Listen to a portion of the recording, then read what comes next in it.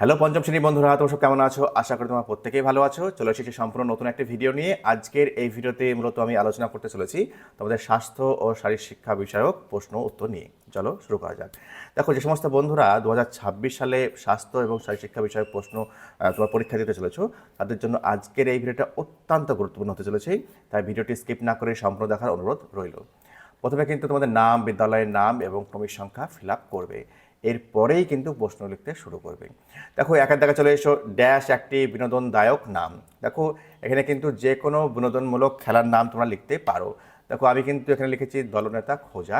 তোমরা চাইলে কিন্তু বৃত্তে ঘোরাও কিন্তু দিতে পারো, সমস্যা নেই।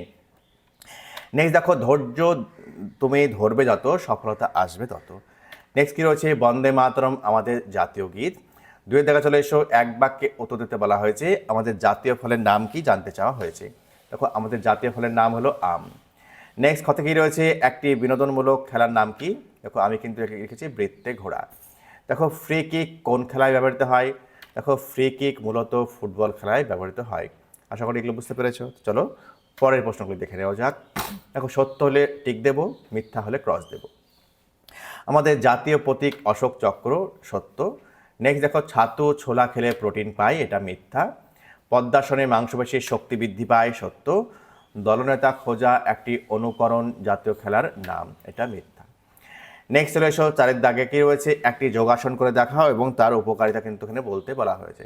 দেখো, এটা হচ্ছে মুক্তাসনের একটা মুক্তাসনের ছবি। এর উপকারিতা কি? মুক্তাসন করলে দেখো কী রয়েছে, পায়ের পেশির দুর্বলতা দূর করে। যারা বেশিক্ষণ দাঁড়িয়ে থাকতে পারে না তাদের পক্ষে এই আসনটি অত্যন্ত উপকারী বা ভীষণ উপকারী। মেরুদণ্ড সংলগ্ন বেশি মজবুত করে ও স্থিতিস্থাপকতা বজায় রাখে।